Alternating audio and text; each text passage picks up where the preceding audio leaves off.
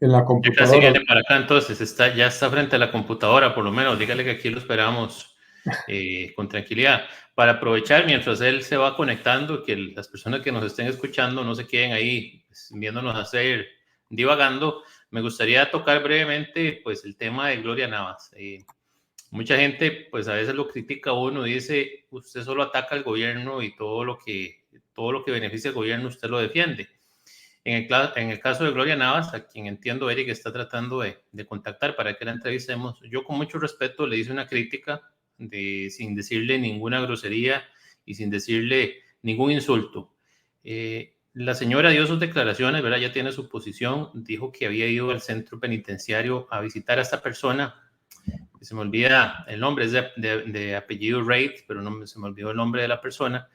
Dice ella que lo fue a visitar como parte de los acuerdos de las comisiones de seguridad de narcotráfico, que habían acordado que lleve a visitar eso para ver qué situaciones estaban pasando los privados de libertad. Sin embargo, pues llama la atención que cuando a ella le preguntan que si era cliente suyo, este privado de libertad, ella dice que le estaba ayudando. Entonces a mí eso me deja muchísimas dudas, ¿en qué manera le estaba ayudando? Le estaba ayudando por honorarios, le estaba ayudando de gratis. Y lo que comentaba yo en las redes sociales es que me parece a mí que independientemente de si Gloria Navas haya mentido o no con esas excusas que dio, que las evidencias deben decir si ella pues estaba mintiendo, debe haber alguna evidencia de todo lo que ella dice, ¿verdad? No me toca a mí juzgarlo, pero me parece que ella tiene una posición muy garantista, es decir, que quiere que se cumplan los derechos de las personas que terminan tras las rejas, ¿verdad? Esa es la filosofía de Gloria Navas y se le puede respetar que ella tenga esa posición. Lo que decía yo es que necesitamos en Costa Rica a una persona que entienda que los costarricenses estamos pasando por una crisis de inseguridad y hay que tener cierto nivel, digo yo, de mano dura contra los delincuentes que andan haciéndole daño a las personas en Costa Rica. Yo sé que eso no es lo único que hay que hacer en una política pública contra seguridad, pero sí es importante que los delincuentes de Costa Rica reciban el mensaje de que no pueden seguir haciendo lo que les da la gana. Tiene que ver una parte, aunque los libertarios defendemos al individuo, cuando hay personas haciéndole mal a otras, debe haber una parte del Estado represiva que logre evitar que estas personas anden por la libre haciéndole daños a los que ellos quieren hacerles. En ese caso yo no comparto el criterio con Gloria Navas, pero tampoco me voy al extremo de eliminar las garantías constitucionales para que pase como en El Salvador y que todas las personas sospechosas de estar involucradas con pandillas, o en este caso con grupos narcotraficantes, terminen en prisión sin el derecho a defenderse y sin el principio de inocencia. Entonces, esa básicamente la posición mía respecto a Gloria Navas. Creo que ella no es la persona idónea para estar frente a la Comisión de Seguridad de Narcotráfico. Respeto, ¿verdad? No me parece que ella sea una persona ignorante. Creo que por algo en Nueva República la aprecian tantos porque ella tiene conocimiento como abogada, debe ser una muy buena abogada, pero me parece que no se puede servir a dos amos. Usted o está con los costarricenses que están siendo víctimas de esta ola de violencia y criminalidad, o está del lado de los que están privados de libertad. Hay que ponernos, yo pienso, del lado de las víctimas. ¿Cómo vamos a proteger a los costarricenses? Y ahí es donde yo veo que no está Gloria Navas con nosotros en ese sentido. Y casualmente coincide mi posición con la posición de Rodrigo Chávez, que creo que él dice que Gloria Navas no debería estar ahí. No me importa coincidir con Rodrigo Chávez cuando lo hago por principios. Y no toda la gente tiene que coincidir conmigo, pero en este caso yo sí coincido con lo que dijo Ya Rodrigo está, en, en que ella no está en esa comisión. ya está en el lobby don Álvaro Ramírez, a quien le damos la bienvenida. Ya casi le abro la puerta para que suba, nada más para agregar a eso. Yo ayer me referí al respecto. En el live que tuvimos, estuvimos discutiendo un rato sobre esta situación y sí, yo no estoy de acuerdo en cómo se dio las cosas, pero bueno, vamos a, a pasar al tema que nos tiene hoy acá, que con el invitado don Álvaro Ramírez, a quien ya tenemos en pantalla. Don Álvaro, muy buenas noches, muchísimas gracias por atender a este llamado de este paisano, Eric Sojo. Me saluda, y Antonio Fernández. Antonio tiene un proyecto aparte que es la revista Doxa. Nos hemos unido para hacer lives tanto en TikTok en Facebook para invitar personas que están ligadas a la política de una u otra forma, también economistas, etcétera. Y es un gusto tenerlo por acá. Muy buenas noches. Buenas noches, un placer, encantado. Hoy vamos a conocernos. Por lo menos yo, soy sincero, yo no tengo mucha referencia de su persona. He visto que ha estado un poco activo últimamente en redes sociales. Le contestó por ahí un Twitter al secretario de Liberación Nacional, partido al que usted pertenece. Entiendo también que usted fue candidato a la vicepresidencia de la República hace 2 años con José María Figueres. Y bueno, me gustaría que usted se presente más bien y nos hable resumido. No sé cuánto tiempo nos va a regalar, son las 8:13. Cuánto tiempo en total nos va a regalar, pero que resumamos un poco para que la gente lo conozca tanto en lo personal como en su andar político, para después nosotros hacer algunas preguntas y ver cómo se desarrolla esta conversación. Como le dije por teléfono, yo no preparo nada, no me gusta tener preguntas enlatadas. Buenas noches y adelante. Bueno, Eric y Antonio, un placer conocerlos también por acá. En realidad yo no soy tan político, tal vez, y cuando usted hizo referencia a los políticos, yo casi que no me siento ni siquiera en esa categoría, pero sí soy un convencido de que los costarricenses que tenemos intención de servirle al país, vamos a tener que aprender a jugar en la política porque ese es el único vehículo por el cual se puede llegar a servir al país, en el Estado, ya sea en la Asamblea o en el gobierno. Entonces, eso fue lo que me motivó a mí a participar en la campaña anterior. Don José María me invitó a ser parte de la fórmula presidencial. Yo estaba, tal vez le cuento muy rápido de dónde vengo yo. Yo tenía trabajando 17 años en organizaciones, en la Organización Internacional del Trabajo. Trabajé 5 años en Ginebra y después los otros años los hice en Centroamérica, 12 años en la oficina que atendía Centroamérica. Entonces más estaba en esa parte de un organismo internacional vinculado con el mundo del trabajo. Yo soy economista, había trabajado antes como director de UCAEP, durante alrededor de 8 años estuve vinculado a UCAEP, después estuve en la OIT el resto de esa carrera. Yo soy de Heredia, yo trabajaba en tramo, en Mercado Heredia con papá, y soy egresado del Liceo Regional de Flores, en San Joaquín de Flores.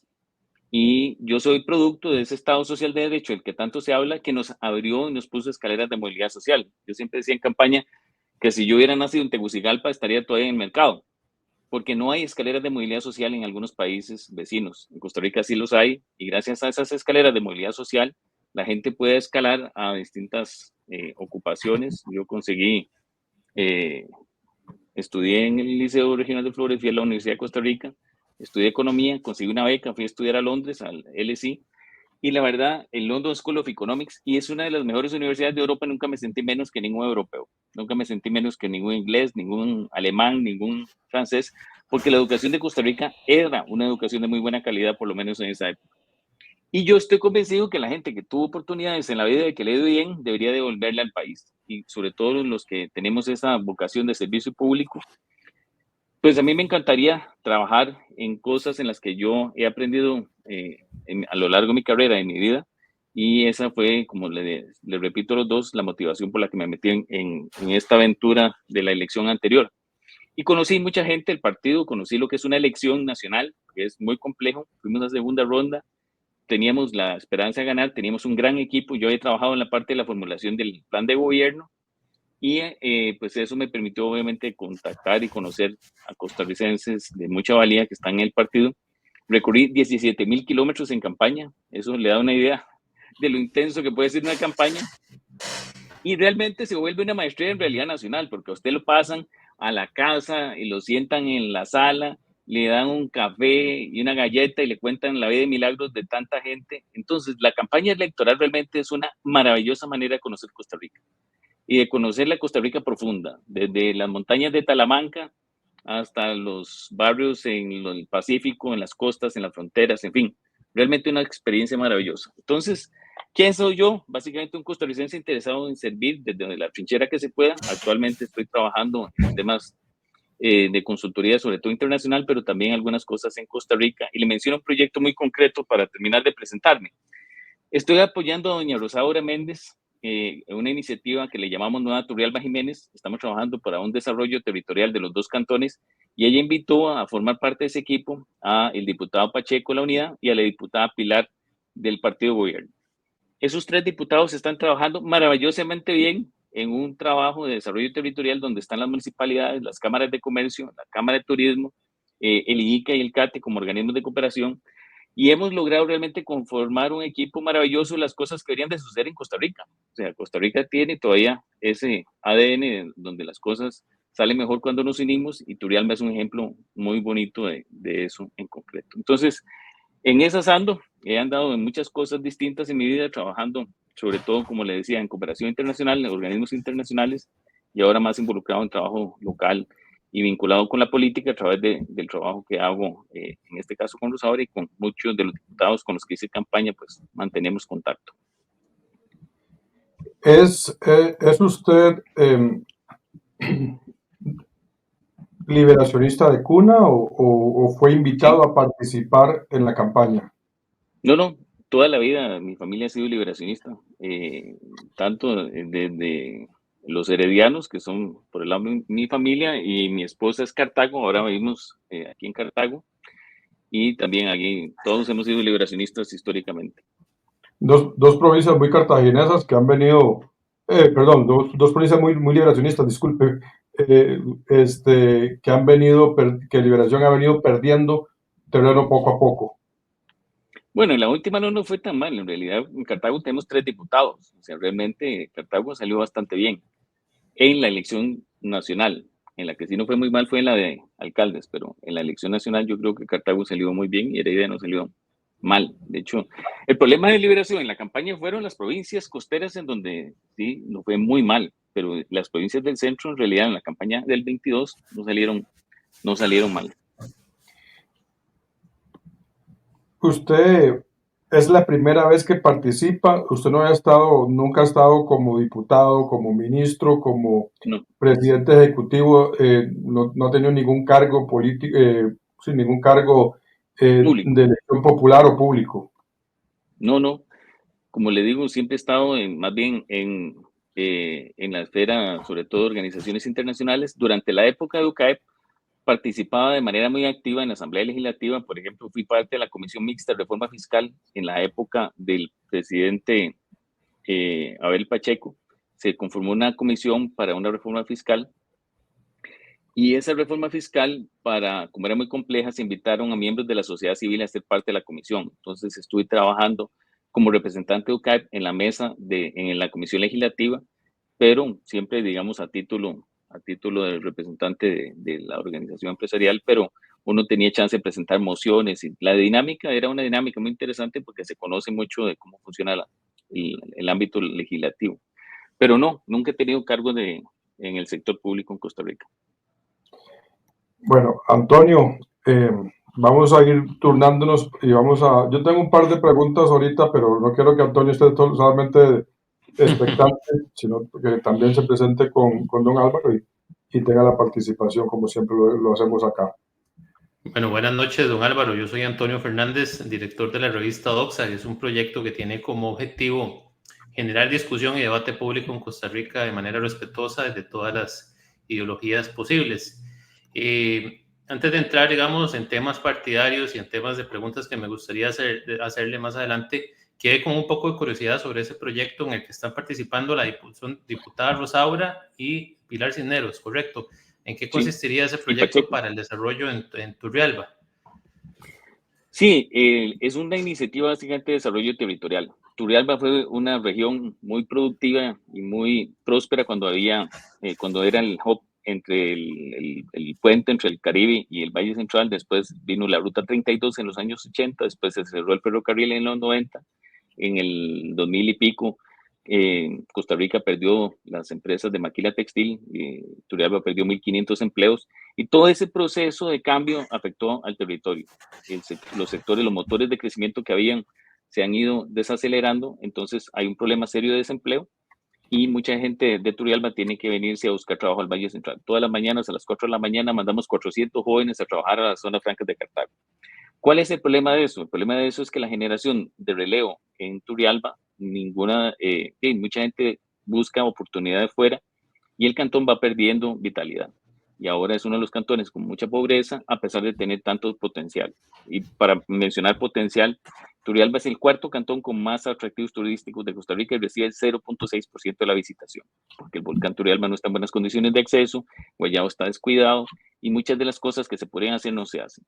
Entonces, a partir de esa realidad, se acordó, a partir de esta iniciativa que empezó doña Rosaura, se acordó desarrollar una propuesta de desarrollo basada en muchos de las cosas que se habían venido proponiendo a lo largo de la historia, pero muy pocas de esas cosas se ejecutaban. Entonces, lo que hicimos fue un plan de acción para trabajar en 3 ejes: reactivar el turismo, la agroindustria, agregando valor, y el sector de manufactura, sobre todo manufactura liviana, trayendo empresas de zona franca e empleos en ese sector.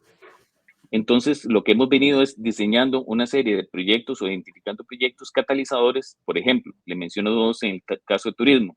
Guayabo, conseguimos a través de esta iniciativa el aporte de 1.5 millones de dólares del ICT para hacer un nuevo centro de visitantes que tenga además un museo de 300 metros cuadrados, y nos llevemos las 1.000 piezas que están en San José, que son de Guayabo, y que nos llevemos esas piezas del Museo Nacional a donde pertenecen. Y la UNED nos va a donar una producción audiovisual para que la gente pueda tener una idea de cuál era la historia de Guayabo cuando se siente en el centro de proyección que vamos a tener en el nuevo centro de visitantes, y la experiencia realmente sea una experiencia mucho más interesante, y la gente se lleva un conocimiento más significativo de lo que es esa joya que tenemos allá. Volcán Turrialba. El volcán está inaccesible, cuesta mucho llegar, habían cerrado incluso el acceso por la ruta 417, que es la que sube la central hasta arriba. Entonces se están haciendo intervenciones para mejorar ese acceso. El INDER está colaborando para hacer un centro de visitantes abajo, donde va a estar también la caseta, etcétera, de los guardaparques. Y este fin de semana que viene tenemos 2 invitados a través de la Embajada de Suiza que son expertos en funiculares. Nos interesa mucho conectar esa estación nueva donde vamos a tener el centro de visitantes con el volcán, que son 5 kilómetros, a través de un funicular. Eso haría accesible, atractivo, y la posibilidad de desarrollar esa región con un volcán bien preparado para recibir turistas. Ese volcán está a 11 kilómetros del Irazú por arriba, por la ruta 417, entre San Juan de Chicuela Central. Al Irazú le llegaron 120,000 personas hace 2 años, al Turrialba 500. Entonces, si lográramos ese tráfico de los 120,000 o 150,000 que este año van a estar en Irazú, invitarlos a pasar al Turrialba por una carretera que en 15 minutos, si estuviera bien, pueden llegar al otro volcán, subir por funicular hasta una cima de 3.400 metros a ver un volcán activo, y luego pueden bajar a Guayabo, donde vamos a ver un centro de visitantes con una sala de audiovisuales, con un museo y con mucho mejor atendido los senderos y las cosas que tiene Guayabo. Entonces queremos hacer un circuito agregando además el queso Turrialba con denominación de origen como parte del atractivo, con esta ruta del queso que estaría básicamente entre Guayabo y el volcán. Si logramos hacer todo eso, va a llegar hoteles, van a llegar restaurantes, va a haber mucho más inversión, va a haber más empleo. Y Turrialba se puede convertir en la próxima Monteverde de Costa Rica. Entonces, la intención es trabajar en esos atractivos y comenzar a generar, digamos, las condiciones para atraer inversión y empleo. Ahora, ¿qué implica hacer todo eso? Implica coordinación, y usted no lo puede hacer si la municipalidad está por un lado, el ICT está por el otro, el INDER anda en otras cosas, el CONAVE ni se entera de que hay un problema allá arriba. Entonces necesitamos coordinación, y lo que los 3 diputados han hecho es generar una plataforma para coordinar a instituciones públicas y lograr que la inversión pública tenga más impacto social y productivo. Entonces realmente es una iniciativa muy bonita en donde 3 diputados de distintas banderas, con alcaldes de distintas banderas, con cámaras empresariales, con organismos internacionales, todos se sientan a una mesa con una sola causa. Y ahí no importa. Vean, le cuento una anécdota que me llama mucho la atención y se lo menciono siempre que puedo a las diputadas. Nosotros nos reunimos cada 15 días en el despacho del partido gobierno, donde tiene la sala de reuniones del PCD. Y Rosaura es muchas veces la que preside las sesiones. A veces doña Pilar tiene que retirarse para atender prensa o más. Entonces yo le digo a Rosaura, mire, esto nadie lo creería, que usted esté presidiendo una sesión de trabajo en la sala del PSD. ¿Y por qué no? O sea, yo no entiendo por qué en Costa Rica cuesta tanto que la gente se hable. O sea, esto era el ADN de Costa Rica. Si no hubiera habido esta capacidad, por ejemplo, en Ochomogo, entre don Pepe y Manuel Mora, aquí se hubiera matado un montón de gente y probablemente hubiera sido una matanza absolutamente improductiva. Entonces, ¿por qué no aprendemos de esa lección de las personas que formaron el Estado costarricense, de que dialogando llegamos mucho más largo que a balazos o a gritos? Y yo creo que el ejemplo de Turrialba es un muy lindo ejemplo de lo que se puede hacer en Costa Rica. Ya se reunieron, asumo que ya se reunieron con el alcalde electo de Turrialba. Con Carlos Hidalgo, sí, claro. Siempre he tenido la duda, ¿es Carlos Hidalgo o Juan Carlos Hidalgo? Porque Juan Carlos Hidalgo, él es nada más Carlos, ¿verdad? No se llama Juan Carlos. Sí. No, Juan Carlos Hidalgo. Sí, Carlos Hidalgo es de nueva generación. Sí. Fue electo por el PNG. El anterior era el PAC, Luis Fernando León, que también estuvo colaborando en esto. La alcaldesa de Jiménez, electa, es de Liberación.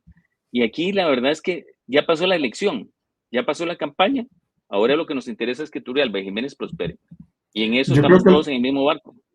Yo creo que algunas personas no se han dado cuenta todavía de que la campaña ya pasó hace 2 años y que ya casi empieza la otra, pero que todavía no. Y ahí es donde tal vez nos hemos quedado en esa discusión, pero usted hablaba, don Álvaro, de algo interesante. Esa capacidad costarricense de discutir y sentarse a la mesa, lo hizo don Pepe con el señor Mora, y se logró sacar importantes resultados. Pero tenemos un presidente que grita todos los días, que quema puentes, que reparte culpas y que no aterriza y no acepta la crítica.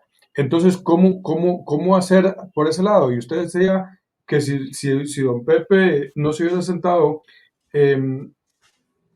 allá, posiblemente hubiesen habido un montón de muertos. Yo creo que Costa Rica está a las puertas de que se empiecen a dar, tal vez no obviamente una guerra civil como tal, pero o sea, que empiecen a haber ataques de grupos organizados que se sienten envalentonados por un like que da el presidente, y donde se está ofendiendo, donde se está denigrando, donde se está incentivando la violencia.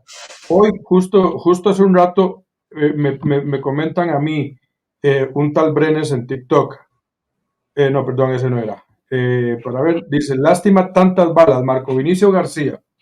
Lástima tantas balas perdidas en la Carpio para que este HPTA te pido el milagro. O sea, y así yo me pongo a ver los comentarios simplemente porque yo genero contenido que no es del agrado del presidente y de los grupos que son violentos. Entonces yo creo que va a haber en algún momento el ataque bueno, ya han habido ataques a periodistas a las afueras a las afueras de la Asamblea Legislativa, pero se lo topan a uno en la calle y lo reconocen, dicen, mira, ese es el paisano, démosle. No sé, ¿estamos ahí cerca? ¿Cómo lo ve usted? Sí, eso es un gran peligro. O sea, un país donde los líderes siembran odio, obviamente las consecuencias pueden ser muy peligrosas. Porque hay mucha gente que se toma estos llamados a incendiar Limón o a incendiar Costa Rica, se lo toman muy a pecho. Y entonces, claro, hay gente que de verdad quiere ir con antorchas a quemar la Contraloría. Entonces, yo creo que los líderes políticos en particular, tienen que tomar en cuenta las consecuencias de sus palabras y tienen que educar a la ciudadanía sobre la manera de resolver los problemas, y la manera de resolverlos en Costa Rica, y por eso no tenemos ejército, nunca ha sido a balazos. Aquí las cosas se resuelven de manera distinta. Y si las leyes están mal, se arreglan, se pueden arreglar. Esas leyes no las trae Moisés. Entonces, sí, es una obra humana mejorable. Pero pretender que vamos a resolver los problemas brincándonos las leyes o quemando a las instituciones que son las encargadas de hacer que se cumplan, ese no es el camino. y lo que va a hacer no solo es generar mucho más confrontación, mucho más polarización, sino que al final termina atrasando las obras, porque muchos de esos proyectos que se podrían hacer de la vía correcta, aunque tomen un año o dos, si nos vamos por la vía del conflicto y de brincarnos la ley, después hay apelaciones y vienen los problemas y se entregan las obras a una empresa y otra apela, en fin. El proceso en Costa Rica de ejecutar obras es lento y yo creo que está muy bien entrar a buscar solución del por qué son tan lentas las obras y por qué hay tanta corrupción en la obra pública. Entonces, está claro que lo que tenemos no sirve y funcionaría mejor si lo arreglamos, pero lo que no está bien es decir que nos brinquemos eso y que lo ignoremos y que vayamos a prender el fuego al que trata de exigir que la ley se cumpla. Entonces, yo creo que la responsabilidad del presidente es bajarle varias rayitas a la gritadera y comenzar a conversar con las personas que tienen que resolver los problemas en la Asamblea, en la Contraloría, en la Corte, en la Sala Cuarta, y comenzar a buscar los puntos de encuentro y sobre todo las soluciones técnicas que hagan que las cosas funcionen. Yo creo que entiendo la frustración que a él le puede producir el hecho de que las cosas no hacen más rápido. Todos queremos Marina de Limón. Todos queremos que haya una terminal de cruceros nueva. ¿Y sabe cuándo viene eso? Eso viene no de este gobierno. Eso estaba en el Plan Maestro de Jabdeva en el año 2008. En el 2008, en el Plan Maestro de Jabdeva, es cuando se propone la terminal nueva de cruceros y una marina. Han pasado 15 años y no hay marina ni terminal de cruceros. El gobierno pasado le aceleró la vida a esta cosa metiendo recursos en el proyecto de recursos para el estudio de factibilidad y prefactibilidad. Este gobierno se topa los estudios hechos, maravilloso, ahora los puede acelerar, pero ¿cuál es la vía para acelerar? Yo creo que la vía no puede ser brincarse la ley. O buscamos alguna forma de una solución, por ejemplo, podría ser gobierno a gobierno, tipos soluciones que aceleran los procesos dentro de la ley. Pero creo que la solución tiene que estar ahí. Y sembrar odio, por supuesto que es muy peligroso. La gente puede realmente comenzar a hacer cosas de las que después nos arrepintamos todos. Principalmente el que las haya hecho. Sí, por supuesto. Don Álvaro, usted inicialmente nos había comentado, voy a salirme un poquito de la política para la parte económica, que también es muy importante. Usted nos había comentado que usted es economista. Mucho se ha hablado en la propaganda que hace este gobierno de que estamos viviendo en Costa Rica una economía jaguar. Sin embargo, en las recientes semanas hemos visto como varios exportadores y productores nacionales están sufriendo muchísimo por el tipo de cambio, porque claro, tienen que afrontar costos operativos, salarios, que cuando se convierten en dólares, pues son muchos dólares y son poco competitivos a nivel internacional. Entonces es más difícil que los productores nacionales logren exportar con los costos operativos que tienen en Costa Rica. El presidente Stephen Brunner dijo, si no son rentables, que se dediquen a otra cosa. Pero hemos visto cómo la economía es como, todo está conectado, ¿verdad? Es un encadenamiento. Entonces hemos visto también cómo en Costa Rica los que son los pequeños productores que le dan empleo a esa mano de obra no calificada, que tal vez no están preparados para ir a trabajar en una transnacional, ya no están consiguiendo empleos. En las cifras de desempleo que hay en Costa Rica, bueno, se malinterpreta porque desempleo es la persona que está buscando empleo y no lo encuentra, pero tenemos una fuerza laboral más disminuida respecto a años anteriores, es decir, hay menos gente trabajando. Y vemos al mismo tiempo que me parece a mí que debe haber algún grado de conexión, que se ha incrementado la cantidad de jóvenes involucrados en el narcotráfico y en el sicariato, lamentablemente.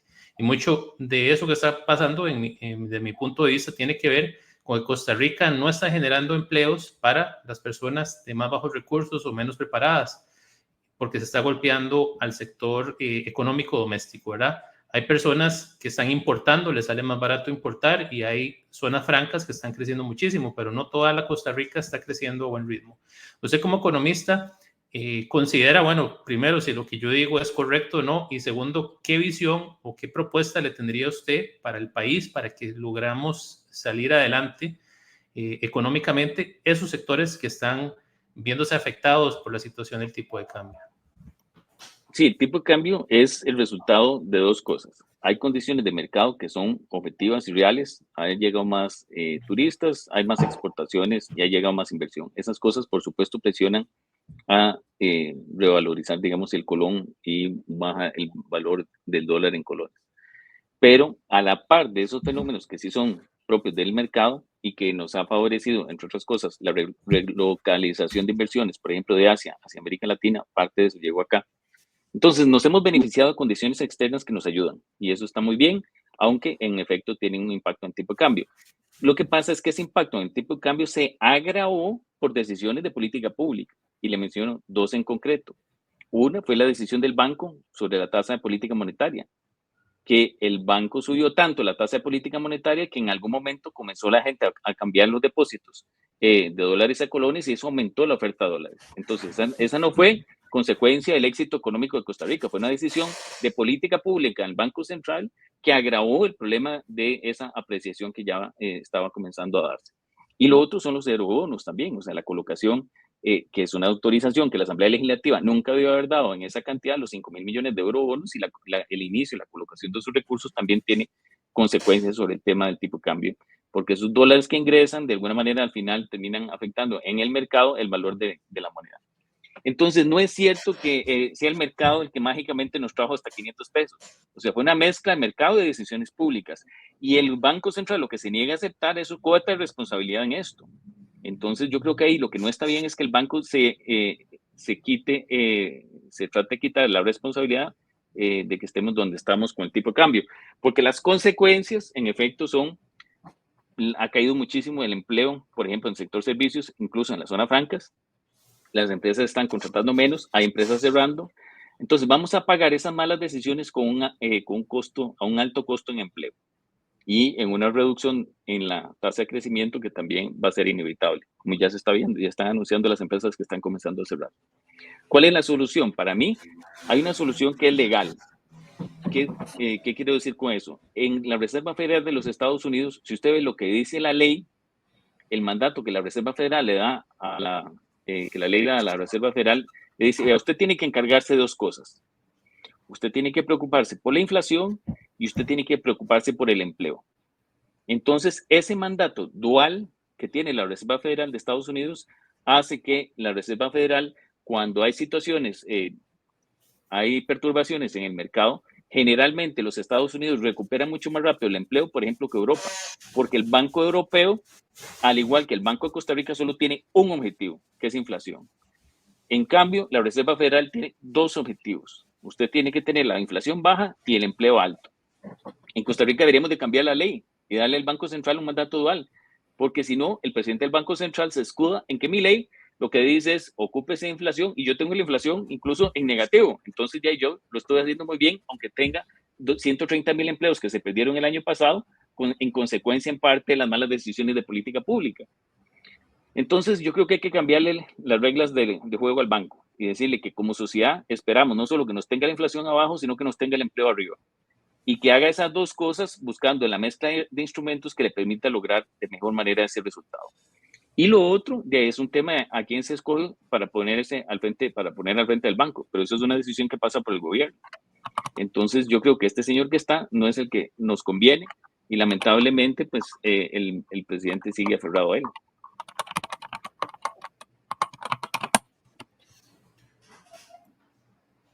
Me das la palabra de nuevo a mí, entonces. Dale, porque la parte económica usted la maneja muy bien. No, bueno, me parece muy acertada su respuesta sobre las causas de lo que está ocurriendo con el tipo de cambio. Sin embargo, todavía muchos empresarios locales tenemos que seguir afrontando la situación que no va a cambiar en el mediano plazo, ¿verdad? No veo nada visible que haga que el tipo de cambio se reevalúe. Y hay muchas personas que dicen, bueno, si sube el tipo de cambio se vuelven a encarecer todavía más las cosas, porque eso es otro fenómeno. Costa Rica no han bajado los costos de muchas cosas, ¿verdad? Ahí podemos ver el índice de precios al consumidor que está como en 109% según el Banco Central, que está inclusive más alto que en los tiempos de la pandemia, ¿verdad? Entonces está más elevado. Entonces hay una preocupación de la gente que dice, bueno, ustedes quieren que suban el dólar y entonces se va a volver todo más caro. Algo tiene que pasar en Costa Rica, porque si no, como muchos lo han dicho, lo que va a pasar es que más empresas van a seguir cerrando, se van a seguir perdiendo empleos Y me parece a mí que esto no es un buen síntoma para ningún país y ninguna economía. Entonces, ¿qué podríamos hacer en el corto plazo para incentivar, digamos, que estas empresas no cierren y no se pierdan esos empleos? Tiene que poderse tomar algún otro tipo de medidas. ¿Existe alguna de estas propuestas en su mente o dentro del Partido Liberación Nacional que se tengan en cuenta? No hay nada que se pueda hacer al respecto. Bueno, en realidad no le puedo hablar como partido porque yo no soy hoy nada en el partido más que militante.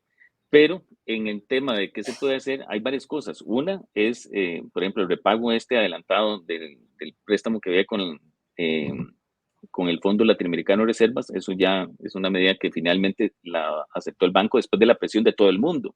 Porque la verdad es que el banco ha tenido una resistencia total a recibir consejo. Y ellos están empeñados en que todo lo han hecho tan bien que no tienen por qué cambiar nada. Entonces, así toda esta presión, bueno, hasta la Iglesia Católica fueron a ver los pobres exportadores porque ya no hayan que hacer. Entonces, ahora casi que lo único que queda es rogarle a Dios que esta gente, que ilumine a estos para que tomen decisiones más sensatas. Entonces, por ejemplo, el tema del repago de ese crédito, el pago adelantado del crédito es una cosa que hicieron. Yo creo que el tema de cómo se administra el endeudamiento público es una cosa que tiene que mejorar, porque si salen, por ejemplo, a colocar más eurobonos en un momento donde estamos repletos de dólares, eso no es la mejor forma de manejar esta crisis o esta situación difícil. Y además el tema de que están colocando los eurobonos prácticamente a un costo incluso a veces hasta superior de lo que podrían captar localmente. Entonces, la política de endeudamiento debería ser una de las acciones. El tema de eventualmente, por ejemplo, utilizar estos recursos para pagar deudas de manera adelantada, podría ser una manera de sacar dólares de aquí y restablecer el equilibrio. Y la tasa de política monetaria. Mucha gente le va a decir a usted que no la pueden bajar más, porque entonces si la bajan vamos a tener una escapatoria, vamos a tener una huida de capital.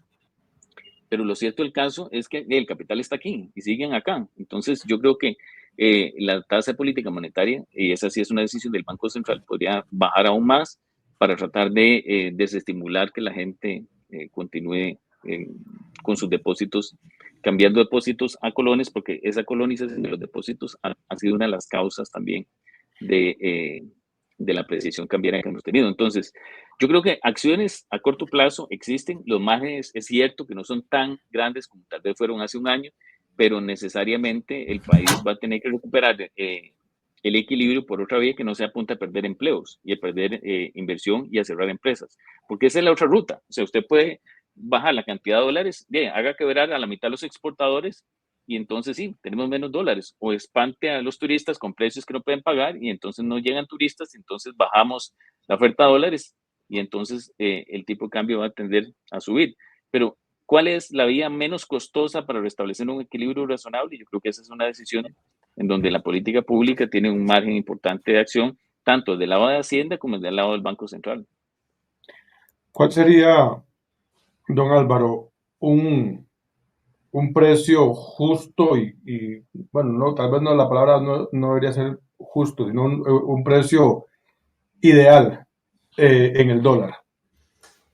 Eso sí es especular y yo creo que eso es bastante irresponsable ponerse a decir si es 600 o 620. O sea, realmente el equilibrio depende de muchas variables y esas variables son variables que cambian en el tiempo. Cuántas exportaciones hay, cuál es el flujo de inversión extranjera que va a llegar, cuáles son las situaciones incluso en los mercados en los que vendemos y qué perspectivas tienen. Es decir, hay muchas variables que determinan el valor que es el óptimo, digamos, el valor de un equilibrio estable. El mandato del Banco Central, por ejemplo, una de las cosas que tenía era evitar la volatilidad y nunca ha habido tanta volatilidad como este gobierno. Entonces, parte del problema es que como no han sabido manejar el freno y el acelerador, yo creo que parte de las consecuencias que hemos visto en la manera en que el tipo de cambio se comporta es porque el Banco Central ha sido muy pobre manejando la comunicación. Una de las herramientas más baratas y más efectivas que tiene un presidente de un Banco Central es la comunicación. Usted puede, y lo hacía muy bien Cubero, el anterior, Cubero salía y hablaba y el mercado se movía, igual que en Estados Unidos. La Reserva Federal, cada vez que sale y habla, todo el mundo ve cada palabra porque las palabras y los mensajes de la Reserva Federal mueven los mercados y la gente toma decisiones de invertir o no invertir con solo escuchar el mensaje que da el presidente de la Reserva Federal en determinado momento frente a determinada circunstancia. Nuestro es muy mal comunicador y no han sido buenos formando esas expectativas a través de la comunicación.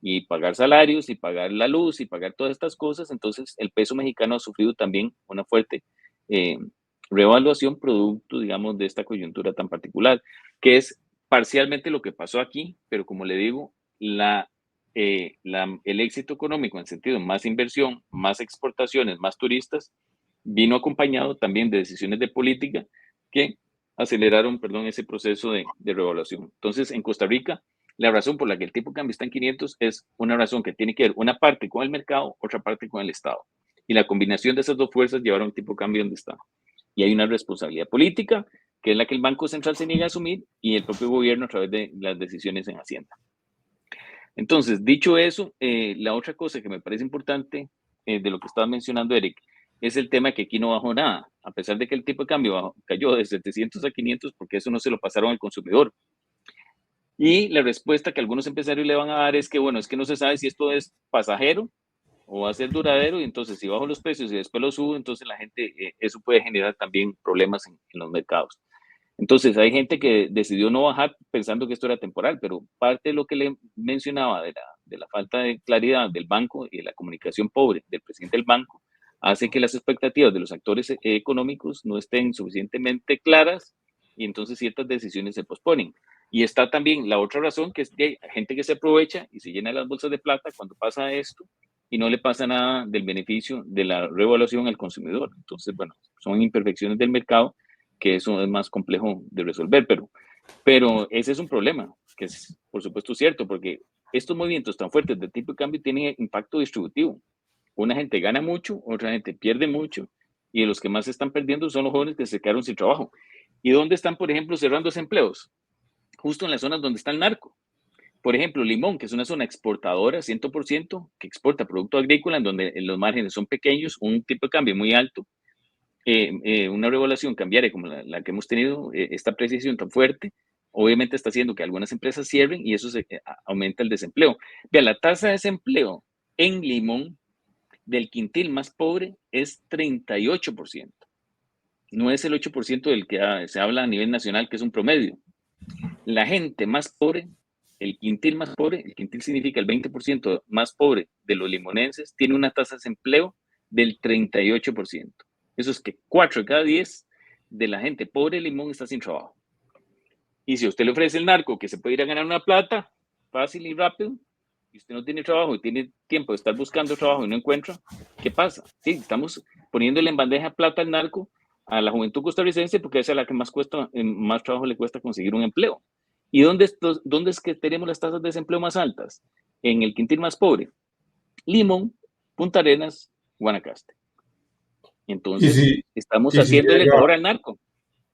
Y si llega alguien gritando de que la Contralora no deja que Limón avance y que hay que incendiar Limón, ahí tenemos un caldo de cultivo para seguir en esa situación. Dice la amiga Valiente, dice 38 pobreza en Limón. Ella ahorita se encuentra en Limón, es una luchadora social, de hecho iba para allá, entiendo que ya apenas va llegando desde mediodía que salió de San José.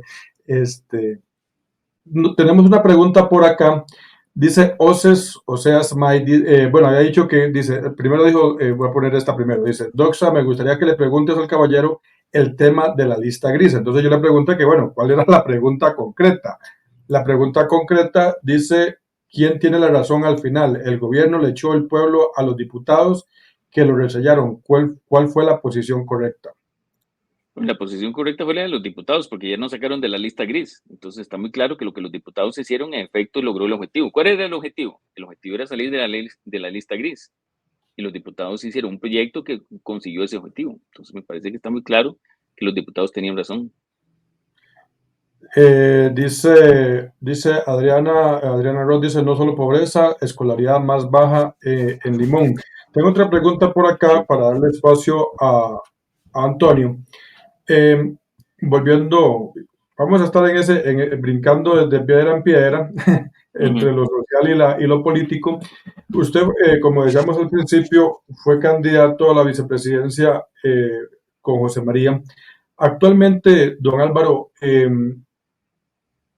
decir soy liberacionista, apoyo a liberación, es ganarse unas cuantas madreadas y algunos adjetivos de corrupto, etcétera, etcétera, etcétera.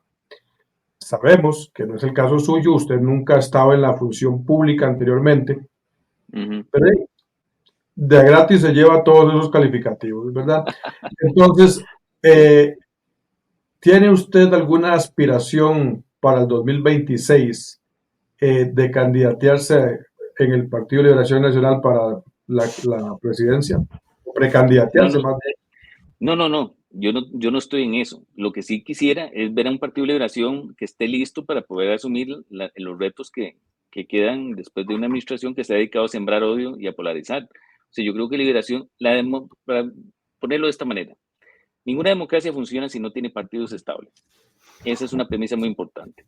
Y el mantener este picadillo de partidos que nacen cada 4 años como hongos en el invierno, eso no funciona, eso no hace mejor la democracia. Entonces yo creo que lo que hace mejor a la democracia es tener mejores partidos políticos. Y Liberación tiene mucho que mejorar. Y en eso yo estoy absolutamente y totalmente convencido de que el partido tiene un gran margen de mejora. Y a mí me gustaría, desde la llanura, porque le digo, yo no soy nada de Liberación, o sea, lo único que soy militante. Estuve en la campaña pasada, conocí a mucha gente valiosa, que gracias a un proceso político como este, pues uno realmente conoce un partido por dentro y hay muchísima gente valiosa en el partido. Pero ¿qué es lo que sucede? El partido va a tener que renovar 2 cosas. Primero, su ideario, porque hoy ni se sabe dónde queda la frontera ideológica de Liberación. Ahí, esa es una sombrilla en donde cabe todo, desde la ultraderecha hasta la ultraizquierda. Entonces, un partido tan poco definido en su ideario es un partido veleta y eso no le hace bien a nadie. Don Pepe decía que un movimiento político, sin un norte claro, es solo un grupo de personas con ambición de poder. Y lamentablemente Liberación se está convirtiendo en eso, en un grupo de personas con ambición de poder sin un norte claro. Y yo creo que el partido tiene que definitivamente hacer el ejercicio de redefinir dónde está su frontera ideológica, en qué cree Liberación Nacional, cuáles son las banderas y las causas que el partido va a liderar. Y lo otro es cómo renovamos esa dirigencia del partido. Los 3 candidatos que perdieron son los 3 candidatos que están hoy, de alguna manera, o los 3 líderes que siguen todavía manejando los hilos del poder en el partido. Y yo creo que eso no le hace bien al partido. Yo creo que los 3, don Antonio, don José María y don Johnny, tienen que dar campo. Tienen que dejar que surjan nuevos liderazgos y darle espacio a la dirigencia que quiere tener posibilidades de contribuir a mejorar el partido, y ya es hora. O sea, yo creo que Liberación está a las puertas de un cambio generacional, y entre más rápido suceda ese cambio generacional, ese cambio en la dirigencia, pues más rápido el partido va a estar en condición de ser de nuevo una alternativa elegible y una alternativa atractiva para el electorado costarricense. Liberación es como Saprissa. En Costa Rica hay sapricistas y antisapricistas. Aquí hay liberacionistas y antiliberacionistas. Lo que pasa es que el antiliberacionismo se ha hecho muy grande porque el partido ha cometido el error de no rectificar su ideario, y yo creo que esa ambivalencia, por ejemplo, en la campaña de Toño no llegamos ni a tercera ni a segunda ronda, porque en esa cosa de que entró en el vaivén de si estamos a favor, en contra o todo lo contrario, y al final lo que se ve es un partido veleta, un partido oportunista, un partido que no tiene convicciones claras. Y si Liberación no tiene convicciones claras, ¿a quién va a convencer de que el partido realmente se renovó? ¿Y cuáles son realmente esas audiencias electorales que puede atraer sin una oferta electoral suficientemente bien definida, basada en convicciones que compartan sus dirigentes y que sean capaces de comunicarla de manera efectiva a esa audiencia que intenta atraer? Entonces, los 3 que estuvieron y que perdieron se tienen que ir, tienen que abrir campo. Y doña Laura se fue y se los dijo y no pasó nada. Perdimos en la municipalidad de muchas alcaldías y no pasó nada. Don Oscar lo pasa diciendo y no pasa nada. Entonces, si el partido no escucha y la dirigencia no cambia, el partido no tiene posibilidades. Entonces, realmente, para que el partido sea un partido otra vez elegible y sea un partido fuerte, que a la democracia le hace mucha falta, bueno, hasta Ignacio Santos, que es probablemente el menos liberacionista en Costa Rica, fue uno de los más antiliberacionistas, hasta Ignacio salió a decir de que hacía falta que Liberación se renueve. Porque bueno, los chavistas dicen que los chavistas salieron a decir que es el liberacionista corrupto. Ahora hasta Ignacio Santos para los chavistas es liberacionista. Entonces, sí. Terrible. Sí, pero entonces usted, don Álvaro, descarta una candidatura o simplemente en este momento no está en su radar? No, yo no estoy en eso, como le digo, además, ni siquiera estoy, como le digo, ni siquiera en la estructura del partido, en la estructura, Usted, digamos, de gobernanza del partido. Lo que sí me gustaría es ayudarle a las personas que quieren hacer cosas dentro del partido, especialmente empezar por ordenar la casa. O sea, ningún partido en este estado va a poder realmente ayudar a arreglar Costa Rica si no puede ni siquiera tener un ideario claro y líderes correctos. Es decir, necesitamos muy claramente mejor timón y una brújula más clara. Y esas manos en el timón tiene que ser un equipo. Esto no es de Mesías y vamos a buscar el Mesías que sustituya a don Pepe. No tenemos, ya en esta época no estamos para Mesías. Y yo creo que Chávez, eso es una de las cosas que no entiende. Pero aquí lo que se necesita realmente son equipos de gente que tenga, primero y muy importante, que sean personas íntegras y que sean personas con estándares éticos realmente sobresalientes, porque esa era la parte en donde el partido flaquea más, porque se le acusa que es una manada de ladrones y que se volvió el partido de los corruptos. Entonces, la nueva dirigencia tiene que ser personas que tengan absolutamente probado que son personas honestas, que son personas íntegras y que son personas que están dispuestos a dar la batalla para sacar a las manzanas tóxicas del canasto. Segundo, tiene que ser personas que estén con una convicción real de cuáles son esos ideales que el partido debería defender. Porque si no, entonces salimos a vender humo. Si el partido no se sabe si está a favor o en contra del matrimonio igualitario, si está a favor o en contra de que el Estado intervenga en energía, si está a favor o en contra del hidrógeno y de sacar el petróleo de la matriz energética. Es decir, hay ciertas definiciones que son muy importantes. Política social. ¿Cuál es la política social de liberación nacional hoy? Tenemos 30 años de tener la pobreza pegada en 20. Invertimos $1.000 millones como país todos los años y no pasa nada en materia de pobreza. Entonces, si un partido como Liberación no tiene una respuesta de cómo vamos a hacer eso mejor, es un partido que no va a tener posibilidad de convencer a nadie que vote por esta bandera. Entonces, yo creo que Liberación Nacional tiene que ser un ejercicio de autocrítica muy fuerte, tiene que ser un ejercicio de revalorar realmente cuáles son sus causas y su ideario, y a partir de esa redefinición de su frontera ideológica, organizar realmente el partido alrededor de causas, porque hoy la gente vota más por causas que por banderas, y una renovación muy, muy importante de la dirigencia. Si José María lo llama, emergentes tienen que surgir. si José María lo llama a usted a la fórmula presidencial, es porque hay algún tipo de cercanía, de amistad Sí, claro.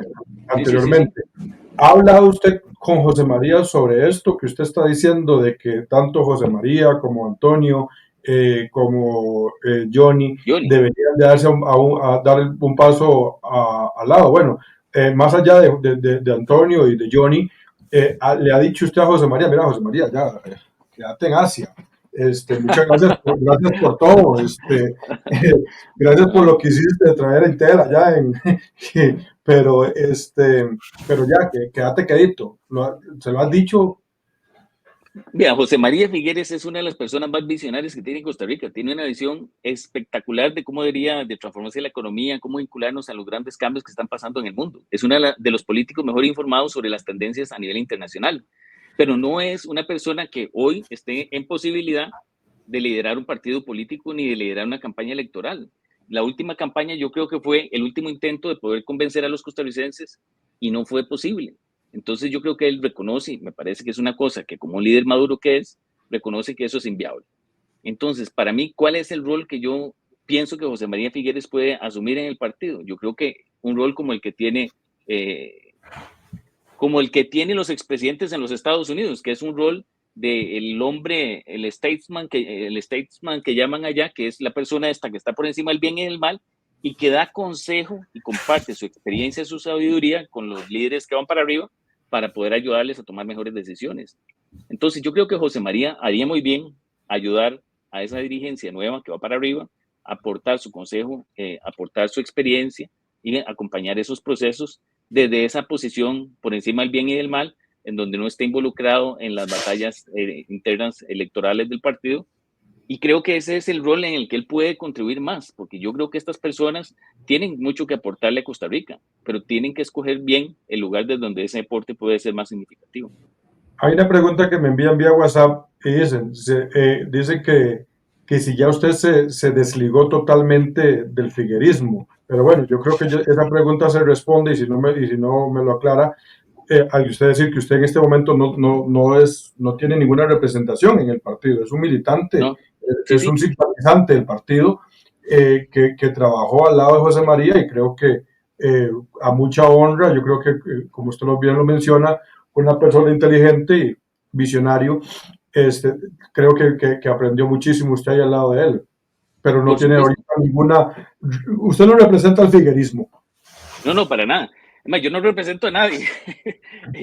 Yo me siento muy honrado que ustedes me inviten a conversar, pero la verdad es que yo no tengo en este momento ninguna representación de de ninguna tendencia de nadie. O sea, yo le hablo desde lo que yo conozco, desde lo que vi, desde lo que aprendí, desde lo que quisiera que suceda. A mí me encantaría que Liberación sea otra vez un partido elegible, que sea un partido fuerte, que sea un partido faro, que ayude a iluminar cuál es la salida de esta tempestad en la que nos metió Chávez. O sea, aquí necesitamos partido faro, que sean la luz que nos ayuda a salir de la tormenta y a encontrar el rumbo hacia la Costa Rica que anhelamos. Pero ¿cuáles son los partidos faro hoy en Costa Rica? Cada día nace un partido nuevo, todo el mundo cree que es elegible, porque aquí resulta que ahora la elección de presidente se volvió como la rueda de la fortuna, entonces cualquiera se mete, por carambola cualquiera sale. Entonces necesitamos otra vez volver a una democracia seria y a una democracia responsable. Y eso significa volver a rehacer partidos que tengan capacidad de generar soluciones, porque no basta ganar. Si usted no sabe para qué quiere el poder o no sabe qué va a ir a hacer cuando gane, le está haciendo un gran daño a Costa Rica. Entonces, ¿de dónde salen las propuestas? Bien, tienen que haber grupos de pensamiento, tiene que haber gente dedicada a imaginar cuál es la Costa Rica posible y cómo se llega allá. Si no funciona la ley, si la Contraloría estorba, bueno, ¿qué modificaciones hay que hacerle a la ley? Pero no quemar la Contraloría. Entonces, necesitamos gente que vuelva a pensar y partidos que tengan espacios para pensar, no solo para pegar banderas y para pegar gritos cada vez que hay elecciones, sino grupos de pensamiento. Hay que volver a capacitar, hay que volver a generar educación política, hay que volver a tener procesos de construcción de liderazgos, de renovación de los cuadros. Daniela Col, por ejemplo, es una excelente líder que está en la dirigencia de la Juventud Liberacionista. Ahí hay mucha gente joven muy buena. ¿Por qué no ayudar más bien a formar a esos líderes de relevo y darles participación? Además, la próxima fracción de Liberación Nacional debería de tener la mitad de gente menos de 40 años. Esa debería ser una de las aspiraciones del partido, para de verdad abrirle campo a la generación joven y a esos líderes emergentes que son líderes que pueden aportarle mucho al partido. Un partido sin renovación es un partido museo y se va a convertir en un partido museo si no se hace la renovación rápido. Y eso no es lo que quiere Liberación. Liberación no puede ser el museo de lo que fue la política exitosa del pasado. Liberación tiene que ser un partido que se proyecte al futuro con ideas, con personas y con estructuras capaces de ofrecerle soluciones a Costa Rica, las mejores soluciones, y competir por eso, por ser el partido con las mejores soluciones para los problemas del país. Yo creo que ahí es donde Liberación Nacional falla, porque cuando lo atacan, entonces empiezan a sacar que, bueno, es que por Liberación Nacional ahí está el voto femenino, que por Liberación Nacional tal cosa, y nos vamos al pasado totalmente para justificar la existencia del partido, cuando personas de 30 años, de 28 años, de 25 años, perdón lo que voy a decir, pero yo creo que muy poco les importa si allá en los 70s o 60s o cuando fuera se luchó por el voto femenino y todos los logros que Liberación, valga la redundancia, logró. Voy a darle el espacio a Antonio, pero quiero, y tal vez con esto, yo no sé si Antonio iba por ese lado, pero quiero hablar un poquitico sobre lo que viene la otra semana, el 1 de mayo. El secretario general de Liberación hace un llamado a las fracciones de oposición para un acuerdo el 1 de mayo. Y usted responde un tuit que dice, o más bien reposté, dice, no será mejor una alianza por Costa Rica que un directorio antigobierno. Esta elección es una oportunidad de oro para salir del atolladero. Lo que conviene es una agenda de soluciones legislativas viables y un liderazgo eficaz, decidir con la cabeza y pedirle al hígado paciencia. En su defecto, echarle un poquito de tequila para que se quede tranquilo el hígado. Sí. ¿Cómo ve usted lo que viene para la próxima semana? ¿Está usted de acuerdo con la reelección de Rodrigo Arias en la presidencia de la Asamblea Legislativa, o le hubiese gustado que fuera otro compañero de Liberación Nacional, o siempre una alianza, pero renovar la cabeza de la Asamblea? Bueno, tal vez para ir por partes. Lo primero es que Liberación Nacional no puede poner un directorio porque no tiene los votos. Entonces es evidente que Liberación tiene que entrar en negociación con otros partidos. Mi punto es que esa negociación tiene que estar basada en una agenda de soluciones para el país. ¿Qué es lo que propone Liberación para resolver el problema de seguridad? ¿Qué propone Liberación para resolver el problema de vivienda? ¿Qué propone Liberación para resolver el problema de educación? ¿Qué propone Liberación para resolver el problema de infraestructura y de los obstáculos que hay para hacer infraestructura? O sea, para mí tiene que haber una agenda y a partir de esa agenda se negocia. Ahora, probablemente existirá algún tipo de agenda en la negociación, pero salen 22 diputadas y dicen, encima, además, un acto de machismo impresionante, que a las mujeres diputadas, por lo visto, nadie les informa ni qué están negociando, ni con quién están negociando, ni qué es lo que se está negociando. O sea, realmente me parece escandaloso que el machismo haya llegado a tal punto en Costa Rica y en la política. Que las diputadas de todos los partidos tienen que poner el grito al cielo para decir, vea, mínimo transparencia y, por supuesto, respeto a la institucionalidad y fin a la violencia contra las mujeres en política. Entonces, yo creo que esto no se manejó bien, honestamente. Yo creo que hubiera sido más fácil que el partido dijera, vea, esta es mi agenda y yo me voy a unir con las fuerzas políticas que estén anuentes a impulsar esta agenda, que son mis prioridades para llevarle a Costa Rica. Pero yo hoy no conozco cuál es la agenda del Partido de Liberación Nacional en la Asamblea Legislativa. Y eso que yo me considero medianamente informado. Entonces, yo creo que es un problema serio cuando se negocian puestos en lugar de temas o soluciones a partir de una agenda transparente. Y yo creo que el llamado que hicieron las diputadas, para mí, merece todo el respeto y me parece una maravillosa manera de dar una lección cívica de cómo debería ser la política en esta época. Entonces, para volver al tema, me parece que lo primero es la agenda. Y ya después, una vez que hemos decidido cuál es la agenda que nos interesa como partido para ayudarle al país, ver quién más se suma a esa causa que nosotros podemos levantar como partido. Entonces, eso me parece que hubiera sido ideal. Ahora, un liderazgo eficaz. ¿Quién es el que está en mejor posición hoy para liderar la Asamblea Legislativa? Bueno, yo creo que don Rodrigo, en efecto, tiene la experiencia, tiene la capacidad. Y este es un año particular porque este es el último año en que se van a poder hacer cosas significativas en la Asamblea. El año entrante, el próximo 1 de mayo del 25, ya Liberación va a haber pasado el proceso de elección interna, probablemente ya habrían candidatos. Vamos a estar en medias elecciones en mayo del 25. Entonces, este año es clave para tratar de dejar alguna solución a Costa Rica.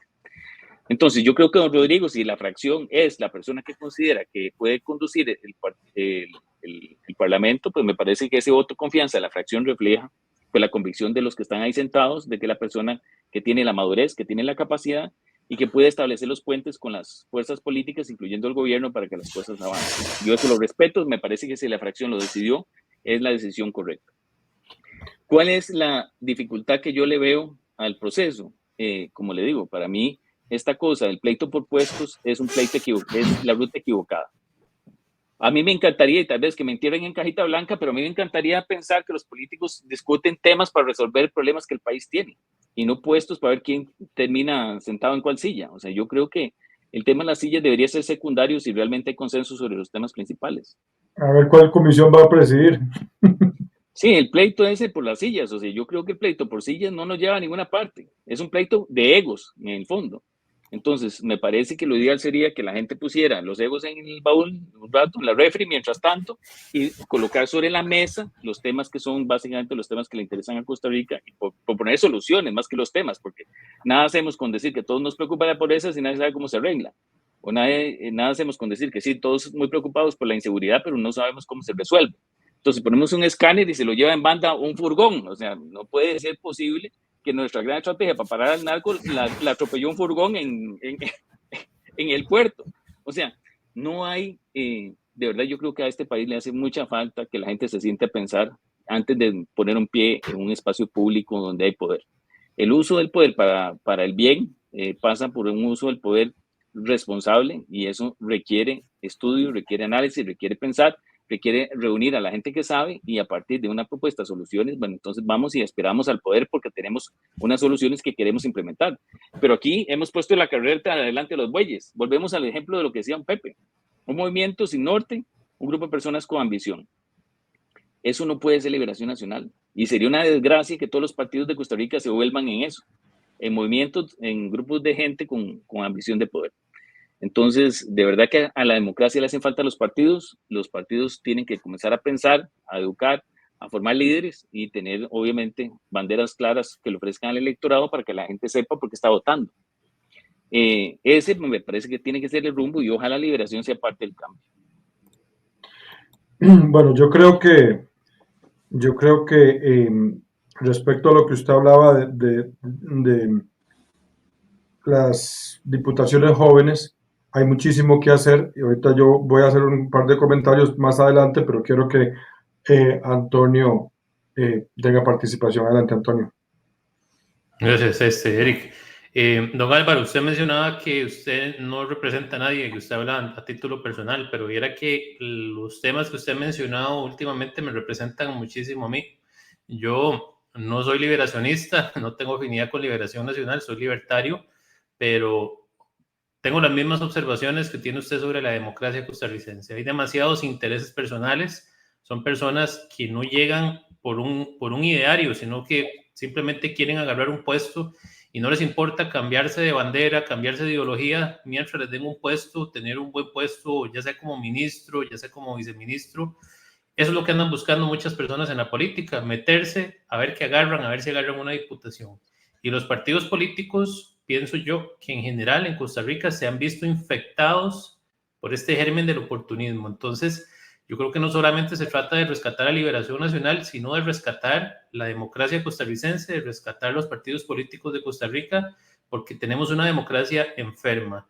La victoria de Rodrigo Chávez, que no tenía partido político, que se montó un taxi, que no tiene ni siquiera un plan país, que lo que hace es inyectarle odio contra Liberación Nacional, contra el Partido de Acción Ciudadana, contra lo que la gente detesta, porque la gente tiene razón en detestar muchas de las cosas que dice Rodrigo Chávez, pero lo que no tiene razón Rodrigo Chávez es que él no está proponiendo, y simplemente llega a pegar gritos, llega a decir, yo no creo en la democracia, aquí se hacen las cosas como yo digo, si no me hacen caso, incendiamos el país, incendiamos Limón.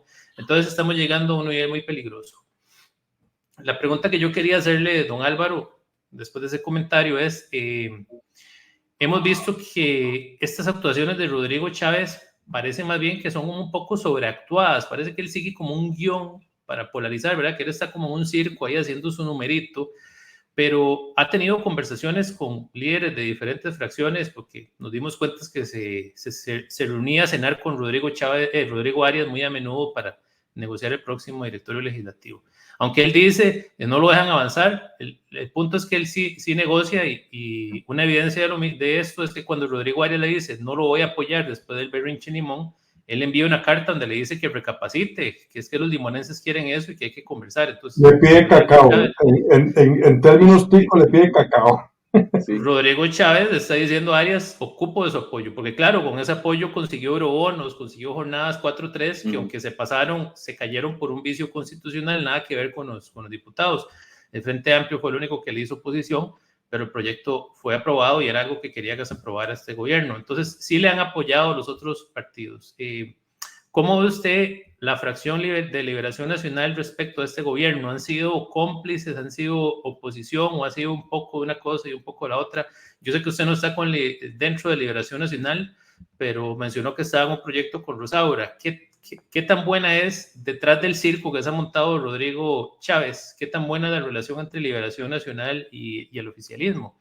Porque, por ejemplo, ese proyecto que usted no mencionó es un ejemplo de que hay cooperación entre una diputada como Rosaura y Pilar Cisneros en un proyecto por Turrialba. Entonces, eso yo no lo sabía, lo descubrí en este espacio, pero ¿qué tanta colaboración hay entre ambos partidos fuera de las escenas o de este circo mediático que se ha montado Rodrigo Chávez? Bueno, yo mantengo una relación con muchos diputados porque, como le digo, esos 17,000 kilómetros no los anduve solo. En buena medida fue con ellos buscando votos para los diputados también. Entonces tengo una magnífica relación. Yo diría que casi con todos, prácticamente con todos anduvimos en campaña. Entonces, pues sí, mantengo comunicación con ellos y de vez en cuando, si ocupan una opinión sobre algún tema, sobre todo temas económicos, yo conozco bastante bien temas de empleo porque trabajé 17 años en el organismo que se encarga de los temas de empleo en el mundo. Entonces, sobre esas cosas conversamos a menudo. La relación claramente con el gobierno es muy mala. Entonces hay una gran distancia entre el presidente y la manera en que el presidente maneja y conduce sus negocios con la Asamblea y la fracción. Yo creo que Liberación claramente ha mostrado ser una fracción de oposición para evitar algunos excesos del presidente y las cosas en las que la fracción no está de acuerdo, pues lo ha manifestado y creo que ha dado la batalla en las cosas en las que hay una convicción de que el gobierno se equivoca. Aunque honestamente el gobierno tampoco es que tenga esa cantidad enorme de proyectos. O sea, parte del problema es que ha habido muy poca producción legislativa porque el Ejecutivo tampoco propone. Entonces, ahí hay una culpa compartida porque los partidos podrían hacer más también por su cuenta, pero este gobierno, como llegó sin plan, le ha costado sobre la marcha ir identificando qué cosas le interesan. Entonces, tampoco es que tengan la lista enorme de proyectos a las puertas de discusión. Entonces, bueno, en resumen, yo sí veo Liberación como un partido que se ha opuesto y que ha combatido, digamos, aquellas cosas en las que no está de acuerdo con el presidente, incluso a través del control político. Pero más allá de oponerse, para mí lo que le falta a la fracción y al partido es más capacidad propuesta. Es decir, pasamos 4 años parados en la escoba, no va a ser una buena carta de presentación el 26, porque la gente está harta en Costa Rica. La gente está harta y Chávez es una consecuencia de esa coyuntura, del hartazgo de la gente con la política. ¿Qué es lo que le pasó a otros países de América Latina? Este no es un síndrome solo costarricense. O sea, si uno lo ve, no solo en América Latina, incluso más allá, pero digamos, en América Latina se ve clarísimo. El hartazgo de la gente con el sistema político tradicional tiene a Bukele allá, tiene a Chávez aquí, tiene a Milei en Argentina. Es decir, el síndrome del hartazgo con las clases políticas tradicionales es un problema extendido. Y la gente tiene razón de estar harta. Ese es el asunto. Y eso es lo que Chávez entendió y lo aprovechó maravillosamente bien. Porque él articuló ese hartazgo y la narrativa de quién es la culpa, de los que estaban. Entonces, ¿de quién es la culpa que la pobreza está donde está? De los que estaban 30 años y no ha bajado. Entonces, ¿de quién es la culpa? El tema de la corrupción, decía, hay un montón de gente corrupta. ¿Quiénes son esos corruptos? De este partido, de aquel y del otro. Entonces, de los corruptos son aquellos. Entonces, el contar la historia tal como él la cuenta es muy convincente y por eso la gente todavía lo apoya aunque no tenga ningún resultado, porque lo que hace es polarizar, repartir culpas a diestra y siniestra y no puedo avanzar. ¿Por qué? Porque ahí nadie me deja. No me deja la Corte, no me deja la Contralora, no me deja la Asamblea. Entonces, el discurso de la polarización no necesita resolver problemas para poder ser popular. Y es más barato, de hecho, ser popular sin resolver los problemas polarizando. Porque si usted tiene que arrollarse las mangas y hacer los planos y hacer el diseño de una obra y hacer los estudios de impacto ambiental y sacar la licitación, se le van 4 años y no cortó ni una cinta. Entonces, ¿cuál es el problema? Y el problema es que el partido, que el presidente, yo creo que se ha topado con la triste realidad de que sin un plan y sin haber hecho la tarea previa, es muy difícil gobernar este país. Y hay muchas cosas que hay que resolver. Y ahí sí yo también le doy la razón. Como usted ahora al principio decía que no tenía problemas en darle la razón a Chávez cuando hay alguna cosa en la que está de acuerdo. Yo también creo que a veces Chávez tiene razón. Por ejemplo, el tema de que tenemos un sistema de contratación muy complicado que hace que las horas se extienda el periodo demasiado, sí, hay que buscar la solución. ¿Cuál es la solución? ¿Quemar la institución encargada de velar por la ley? No, la solución es o en el marco de la ley se encuentra una salida o se cambia la ley y se propone una reforma para hacer las cosas más eficientes. Pero esa frustración no puede conducir a pegar 4 gritos y pedir que quememos la Contraloría. Entonces, yo creo que ahí es donde hay una dificultad importante en cuál es la forma de abordar esto. Y encima sin dialogar con nadie, porque la verdad es que si hay algo que ha caracterizado a este gobierno, la falta de diálogo, la incapacidad para generar soluciones de consenso. Entonces, por ejemplo, seguridad. Es el colmo que un país con el problema tan serio que tenemos de narcotráfico que está penetrando las comunidades costarricenses en todo lado y está produciendo una matanza como la que nunca habíamos visto en la historia, ¿cómo es que en algo tan serio y tan grave no hemos podido avanzar más rápido con los proyectos que se supone que todo el mundo está de acuerdo que hay que pasar? Y ahí la responsabilidad es compartida, ahí no es solo un tema gobierno, ahí yo creo que sí, tienen razón los que reclaman de que esto va demasiado lento. Pero yo creo que iría más rápido y más fácil si hubiera desde el Poder Ejecutivo la voluntad de sentar a la gente y decirle, mire, resolvamos esto. Por ejemplo, para mí, en materia de seguridad, debería del presidente hacer una convocatoria nacional al estilo, una proclama tipo Juanito Mora, y decir, vea, aquí tenemos un enemigo. El enemigo no es la prensa, el enemigo no son los jueces, el enemigo no es la policía, el enemigo no es la Asamblea Legislativa.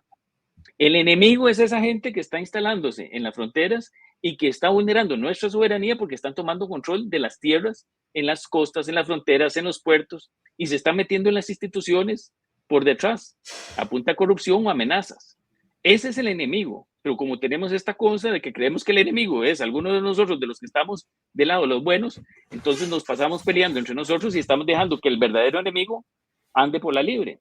Entonces, el presidente debería convocar a la Asamblea Legislativa, a todos los poderes del Estado, a las municipalidades, a las cámaras empresariales, a los sindicatos, a las asociaciones de desarrollo. Esto deberíamos de ser un frente nacional frente al narcotráfico. Ah, pero no.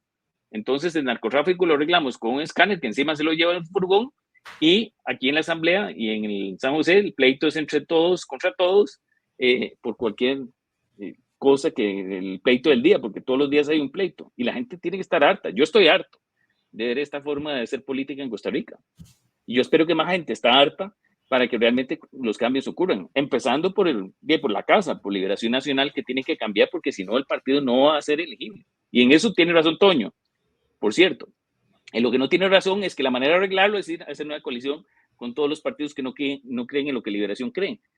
Pero bueno, esa es otra historia.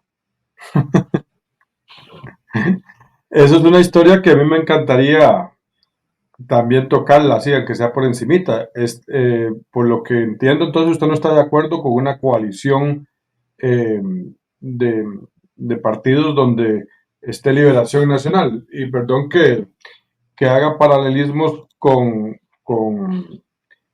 México. Vemos, por ejemplo, usted decía que las sociedades se han hartado de los diferentes partidos. Entonces vemos ahora al PRI y al PAN unidos en una sola candidatura de Alves, porque ninguno de los dos puede presentar una candidatura porque se les va abajo. Creo que esa no es la solución en Costa Rica, porque pues sí, los dos partidos históricos, PUSC y Liberación, andan dando tumbos. Liberación por un lado y el PUSC muy pegado a Chávez, con un diputado al que reciben con bombos y platillos en Zapote, y que dice que él llegó a la Asamblea Legislativa a defender a Chávez. Sí. Entonces, así, eso es para los anales de la historia. Entonces, ¿cuál es la solución? Porque si entiendo por lo último que usted dijo, usted no apoyaría una coalición. Y me gustaría saber si usted ve a alguien presidenciable dentro de Liberación Nacional, joven o... Bueno, ya dijimos que Toño se vaya para la casa y se vaya ya, si quieres, a las bananeras o sé qué. Que José María también y Johnny Araya, y no sé, que haga algo más, que busque algo productivo que hacer. Pero ¿quién, don Álvaro, quién puede ser presidencial dentro de Liberación, o por qué no? Tal vez que no está en Liberación, tal vez una persona como usted que no estaba dentro de Liberación, forma parte de una fórmula presidencial. Usted, ¿en quién, cuando estamos a un año de estar eligiendo ya a un candidato, o que haya ya precandidatos, ¿a quién vería usted en tu Liberación Nacional como candidato? Yo vería a una mujer. Yo creo que Liberación Nacional tiene que poner a una mujer de candidata. Tiene que escoger entre el talento que Liberación tiene a la mujer que pueda liderar el partido en la próxima elección. Y le voy a decir por qué. Porque yo creo que después de la polarización que este señor va a dejar a Costa Rica, le hace falta que la persona que llegue sea una persona capaz de reunir a la familia costarricense, de unir los pedazos que este va a dejar botados por todo lado.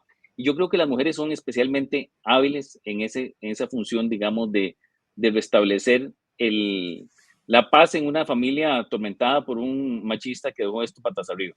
Entonces, yo creo que el rol de una mujer que tenga esas habilidades para volver a reunir a la familia costarricense, para inspirar de que puede ser mejor si las cosas las hacemos diferente. Yo creo que a Liberación le convendría muchísimo tener una mujer al frente en el 2026. Y creo que el partido tiene muchas mujeres. No, pues nombres, no No te voy a dar un nombre específico, pero digamos, yo sí creo que hay Por ejemplo, mujeres. yo Voy puedo a dar decir, nombres en plural. Bueno, decime vos, empecemos por yo vos y puedo después decir, yo. yo puedo decir, doña Paulina, Sandra Piz, son dos nombres que a mí me gustan. Ajá. No, en Liberación tiene muchas mujeres que son lideresas y yo creo que te doy otros, por ejemplo, Silvia Hernández, Vicky Ross, que estuvo en la candidatura con Toño, en fin, no, obviamente no es para quemar a nadie, pero hay mucha mujer capaz en Liberación. Lo cierto del caso es que el partido, yo pienso que la forma de posicionarse de cara al 26 debería ser a través de una mujer candidata. De una candidata que, como te digo, que tenga esas características. No puede ser alguien que llegue ahí a echarle un poco más de gasolina al incendio. Tiene que ser alguien que pueda ser capaz de unir, que sea capaz de negociar, que sea capaz de tender puentes. Pero yo creo que hay campo en este momento. Más, me parece que es la necesidad más importante es tener una mujer al frente de la candidatura en la que viene. Ah, bueno, y una cosa más también para acotar sobre esto que te decía. ¿Por qué me parece a mí tan importante en estos péndulos de la historia el rol de la mujer? Porque justamente en las consecuencias que va a tener, digamos, estos 4 años de odio, de machismo, de gritos, va a ser muy difícil volver a sanar estas heridas. O sea, este país va a quedar muy dividido. Entonces yo creo que la tarea ya no va a ser solo resolver los problemas de inseguridad, de educación, de salud y todo lo demás, sino volver a reconstituir, digamos, este tejido social que va a quedar tan dañado después de todo esto. Entonces, la función del próximo presidente, ojalá sea una próxima presidenta de la República, va a ser ayudar a reconstituir esto a nivel nacional. ¿Cree usted que el presidente, ahora que Adriana comenta, no solo de candidata a una mujer al frente del partido también, ¿cree usted que el presidente del partido debería dar un paso al lado y también el secretario? Bueno, Liberación Nacional se llevó, y quien no lo vea así, es parte del problema. Yo creo que Liberación Nacional se llevó una tandeada eh, mayúscula, solo comparable con el partido de El Salvador en España 82. Sí, sí, sí, sí. Este, ¿Cree usted que tanto Guillén como Sancho deberían hacerse a un lado y renovar esos puestos?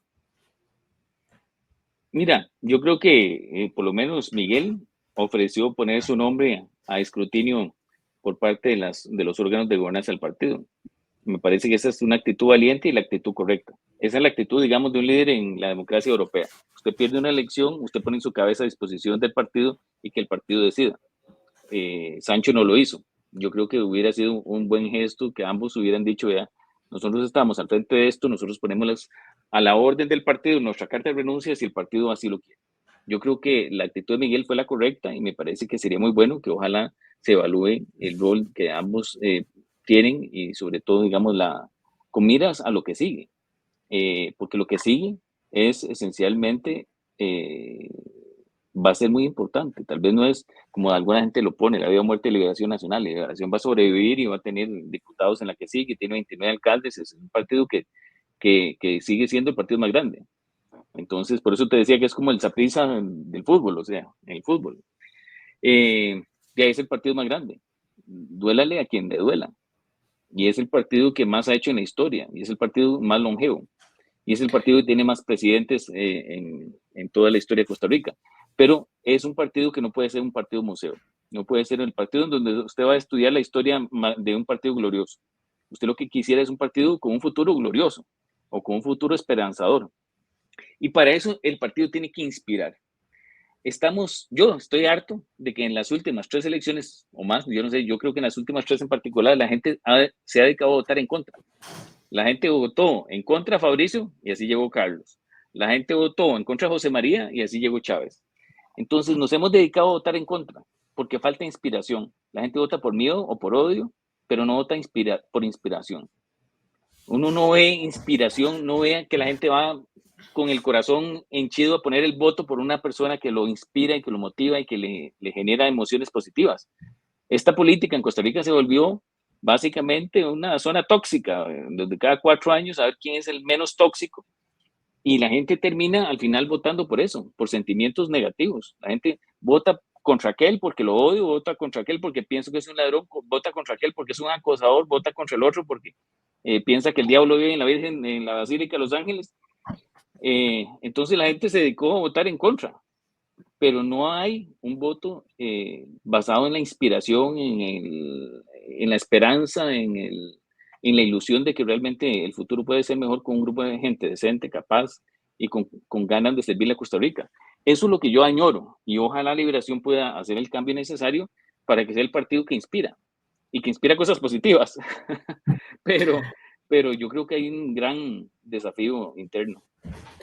Bueno, yo creo que Guillén, pues si bien es cierto, puso su nombre ahí para que, o más Puso bien la cabeza en supuesto, la guillotina. sí, Sí, puso la cabeza en la yo creo que guillotina. tuvo que haber jalado la guillotina así, poner la cabeza y jalar la guillotina voluntariamente. O sea, yo creo que los entrenadores, ahora que usted hacía el paralelismo con el fútbol, cuando un entrenador se lleva varias tandeadas, él no espera que la junta directiva lo quite. No, pero muchas veces lo quita la junta directiva. Y yo creo que esa es la función de los Pero órganos de gobernanza. opinión personal para darles el espacio a Antonio, porque si no van a creer que es Toño de Santi. Sí. Opinión personal, yo creo que él sí tenía que haberse retirado y decir, ya, no, que venga el próximo, pero bueno, esa es mi opinión. La opinión suya es que él hizo lo correcto en poner el nombre la cabeza. ahí, en poner Sí, la sí, cabeza. no solo el nombre, puso la cabeza. Ahora le toca, para mí, a los órganos de gobernanza decidir si jala o no la cadena.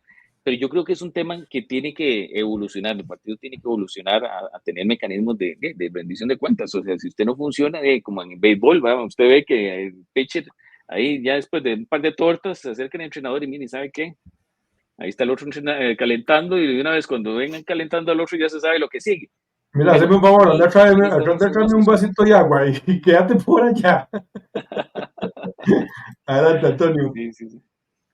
Bueno, yo pienso que ya con esta me despido porque sí nos hemos tomado bastante tiempo y la verdad es que ha sido muy entretenido, muy constructivo, porque yo no me esperaba pues encontrar tanta afinidad con una persona que fue candidato a la vicepresidencia por Liberación Nacional. Cuando a mí el paisano me dice, viene Álvaro Ramírez, yo digo, lo único que sé es que estuvo ahí a la par de Figueres, ¿verdad? Pero yo no me esperaba tener tanta coincidencia en lo que usted está hablando de la enfermedad que tienen los partidos políticos, en particular Liberación Nacional, pero eso se traslada a otros partidos políticos de nuestro país en este momento. No es un problema exclusivo del PLN.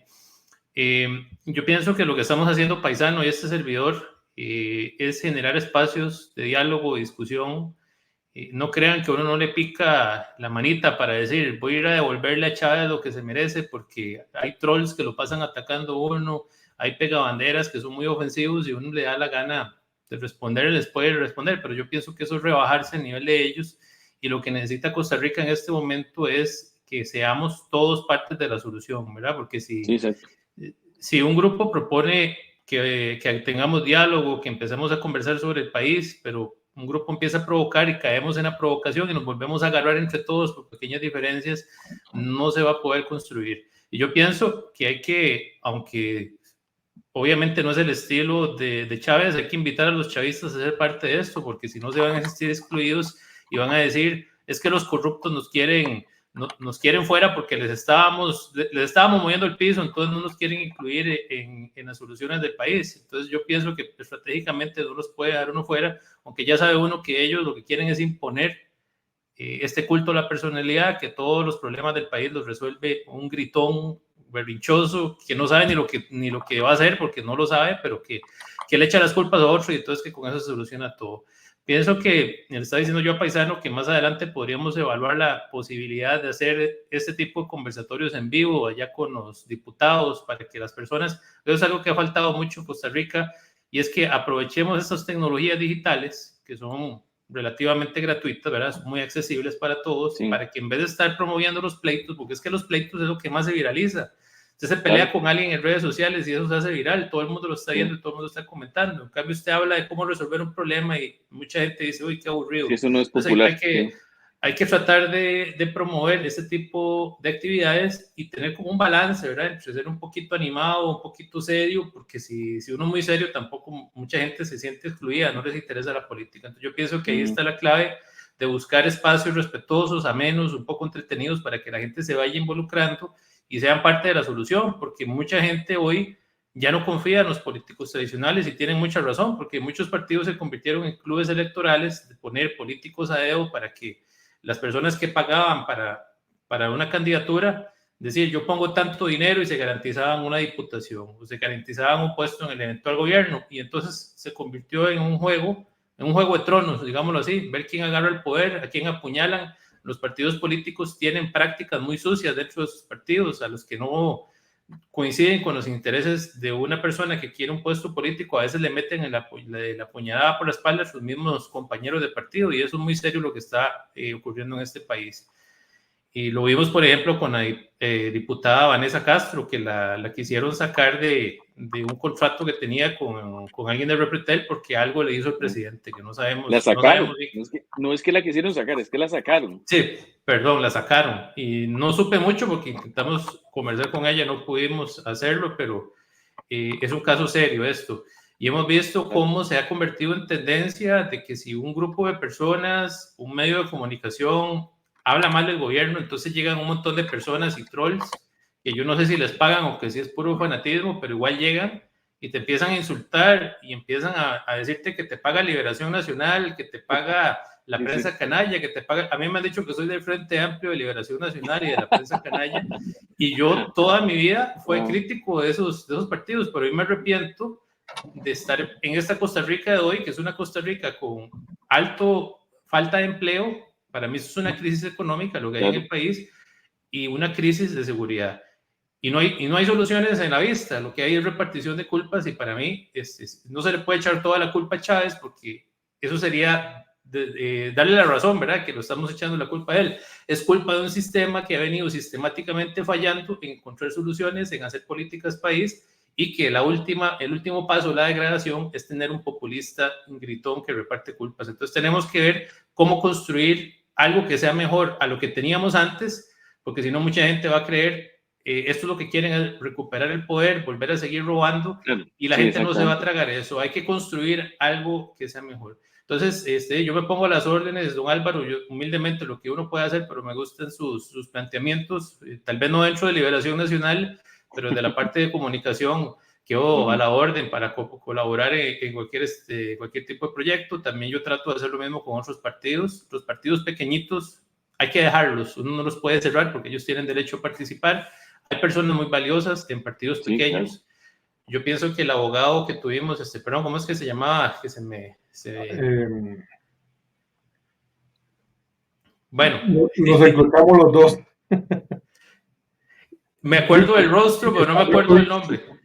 Alberto Víquez. Alberto Víquez está haciendo un partido nuevo, es un abogado que hacía denuncias en redes sociales, denuncias de carácter municipal. Conversamos con él me pareció una persona muy preparada, muy inteligente, no tenía soluciones, no tenía propuestas muy claras porque el partido se va formando, pero estaba abierto al diálogo. Ese tipo de esfuerzos democráticos, más que burlarse uno de ellos, ese partidito no va a llegar a ningún lado. Son ciudadanos que no se están sintiendo conformes con la oferta electoral que hay, entonces es parte de la coyuntura. Ellos están haciendo un partido porque no encuentran espacio en los partidos que hay. Entonces, los partidos grandes que fallaron en darle espacio a esas personas y que posiblemente se han dedicado a repartir puestos entre grupos buchones, que lo que hacen es decir, ya yo tengo el dinero, tengo el poder, voy porque voy. Ese tipo de gente es la que ha causado este declave democrático y lo que tenemos hoy en día, ¿verdad? Que ese montón de partidos, falta de diálogo, polarización, y hay que ver cómo cambiamos entre todos. Tanto los que están en los partidos políticos, yo diría que esos principalmente, el presidente, ojalá que cambie el tono en estos 2 años que le quedan, ¿verdad? Porque son 2 años, todavía hay mucho que hacer en 2 años y al país no le sirve seguir hundiéndose más en los problemas que tenemos. Y los ciudadanos también tenemos que poner de nuestra parte para no ser parte de la polarización. Ahí hago la mención especial a la diputada Dinora Barquero, que no la volví a ver insultando ni gritando. No sé si es porque se desapareció o porque si ella se hizo más comedida, pero a mí me parece que ella le devolvía un poco de lo mismo al gobierno, ¿verdad? Y que a muchos les gustaba porque era como ponerse al nivel del gobierno, pero eso no conviene porque nos seguimos cayendo en el juego, ¿verdad? ¿Quién grita más, quién ofende más? Y no es lo que le conviene eso a Costa Rica. No sé si fue que la diputada se autocensuró o si es que yo no la he vuelto a ver por alguna razón, pero si fue así, si ella se autocensuró, me parece muy bien de parte de ella, porque sí estaba generando pues de lo mismo que se genera en Casa Presidencial. Hoy el que hacerle llegar el mensaje muy claro es a Rodrigo Chávez de que los costarricenses no queremos estos circos, estos shows, esta polarización, sino que queremos diálogo y queremos soluciones para los problemas de todos los costarricenses. Muchas gracias, don Álvaro y Paisano. Aquí me quedo escuchándolos, pero cierro con eso mi participación. Buenas noches. Muchísimas gracias, Antonio. Un gran gusto conocerlo por esta vía y igualmente a la orden. Más bien, Jessy, ya vamos arrollando, vamos levantando el campamento. Yo agradecerle a don Álvaro. Este espacio siempre está abierto para personas que quieran, que tengan ideas frescas y que podamos. Y ahora que está por ahí Daniela, hacer también la invitación también, es importante escuchar a la juventud. ¿Qué opina usted usted hizo un comentario acerca del trabajo de Daniela, pero ¿qué tanto la pudo conocer en campaña pasada?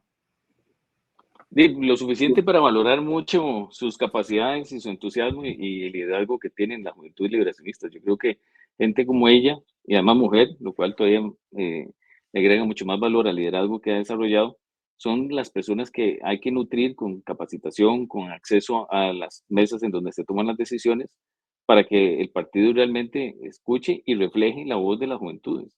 Porque a mí me parece que uno de los grandes errores que cometen los partidos es que se sientan los que no son jóvenes a discutir las políticas y las necesidades de los jóvenes y ofrecerles soluciones desde la perspectiva de los que ya dejaron de ser jóvenes hace rato.